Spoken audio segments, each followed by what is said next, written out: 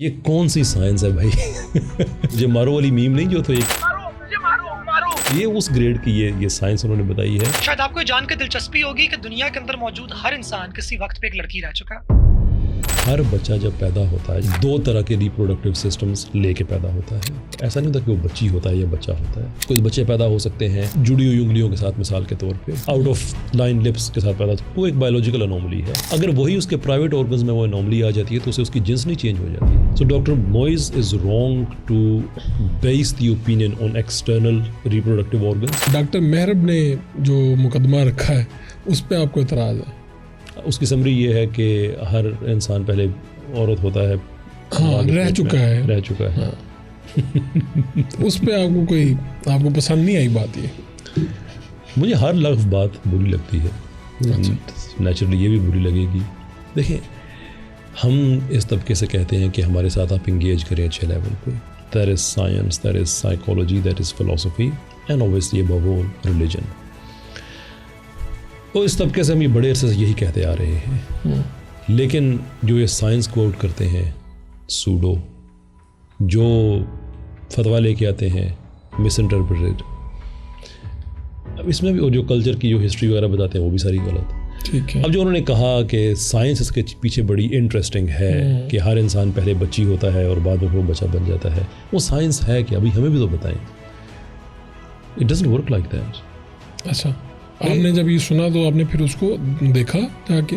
हाँ, कि जो इनके दलाइल हैं वो दुरुस्त नहीं है? मेरे जो सोफ़ा है उसकी आर्म्स जो है वो काफ़ी बड़ी हैं। अगर वो ना होती तो शायद मैं हंसते हंसते नीचे भी गिर जाता कि ये कौन सी साइंस है भाई। ये तो मुझे मारो वाली मीम नहीं जो तो एक ये उस ग्रेड की ये साइंस उन्होंने बताई है। नहीं, आपका जो ट्रांसजेंडर है इसके बारे में आपका क्या? पहले ये साइंस थोड़ी सी डिबंक कर लेना, थोड़ी सी डिफ्यूट करें, फिर उसके बाद ट्रांसजेंडर पे आते हैं। लोग, जिन्स दो ही होती हैं, मेल है या फीमेल है, दैट्स इट। अच्छा, how do we know that? Well, we know that इसलिए कि जो जिन्स की डिटर्मिनेशन है वो गैमेट्स से होती है, और गैमेट्स दो ही होते हैं, स्पर्म सेल है या एग है, तीसरा तो है ही नहीं। अगर तीसरा है नहीं तो तीसरी जेंडर भी नहीं हो सकती, क्योंकि जेंडर जो होती है वो रूटेड होती है सेक्स के अंदर, इनके सेल्फ रूटेड है जिन्स के अंदर। It's that simple. यानी मैं वो चीज़ कह रहा हूँ कि जो वेरीफाइबल है, कोई भी आदमी आपकी ये हिस्सा सुनते हुए आपकी पॉडकास्ट का वो वेरीफाई कर सकता है कि गैमेट्स का क्या ताल्लुक है जिन्स के साथ और गैमेट्स कितने किस्म के होते हैं। अच्छा, उसके बाद फिर आगे बात आ जाती है क्रोमोसोम्स की। देखिए, हर बच्चा जब पैदा होता है, जब उसकी कंसेप्शन होती है, एट दैट स्टेज वो दो तरह के रिप्रोडक्टिव सिस्टम्स लेके पैदा होता है। ऐसा नहीं होता कि वो बच्ची होता है या बच्चा होता है। एट दैट स्टेज वो कुछ भी नहीं है। ठीक। लेकिन उसने बनना है इसलिए कि गैमेट्स ने डिटर्मिन चीज़ कर दी है। अब अगर वो मेल है तो उसके अंदर जो दो रिप्रोडक्टिव सिस्टम है, अगर वो मेल है तो वो होगा वुल्फियन सिस्टम होगा, अगर वो फीमेल है तो मुलेरियन सिस्टम होगा। जो बच्चे की जब डेवलपमेंट स्टार्ट होती है, इमीडिएटली आफ्टर कंसेप्शन ये प्रोसेस स्टार्ट हो जाता है, तो मेल बच्चे का जो वुल्फियन सिस्टम है वो बूस्ट अप होना शुरू हो जाएगा, और जो मुलेरियन है वो सप्रेस होना शुरू हो जाएगा। जितने भी हार्मोन्स हैं, जो केमिकल्स हैं, वो सारे के सारे एक को बूस्ट करेंगे, एक सप्रेस, और बच्ची है तो उसका ऑपोजिट हो जाएगा, मुलेरियन बूस्ट हो जाएगा, वुल्फियन खत्म हो जाएगा। ठीक।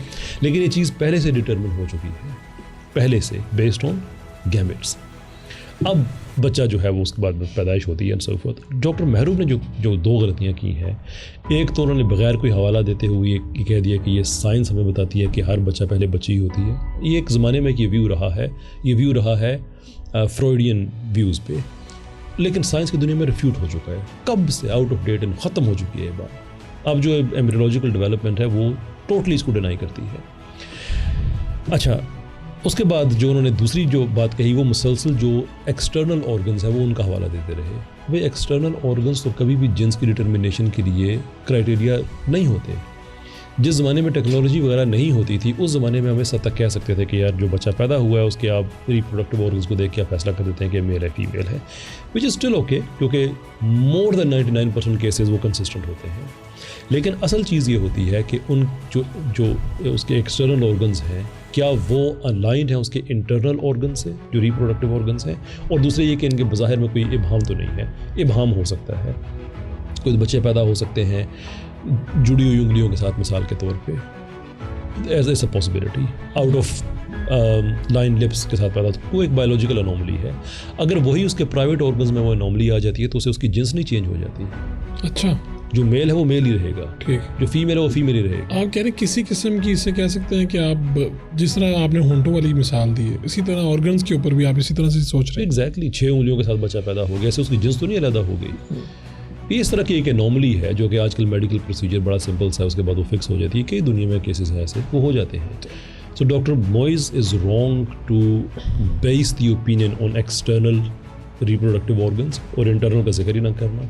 और वुल्फियन और मुलरियन सिस्टम, मुझे नहीं पता कि उनको इस चीज़ की कितनी समझ है या नहीं है, लेकिन अगर उनको समझ होती, मेरा गैस है ये, उनको अगर समझ होती तो वो फिर इस तरह की इंतहाई अनसाइंटिफिक बात ना कर देते कि जो बच्चा है पहले बच्ची होती है और सारे बच्चियाँ ही होते हैं और वो सारे। ये तो मुझे वैसे लगता है कि किसी दिन उनको, जो डॉक्टर हैं उनको और आपको, वैसे तो मैं आपको आज से पहले डॉक्टर ही समझता रहा हूँ, डॉक्टर कैसर राजा मैं आपको समझता हूँ, शायद फेमस बायोलॉजिस्ट भी और what else मोटिवेशनल स्पीकर। तो आप दोनों को आमने सामने बिठा के कुछ बातें मुझे करना है।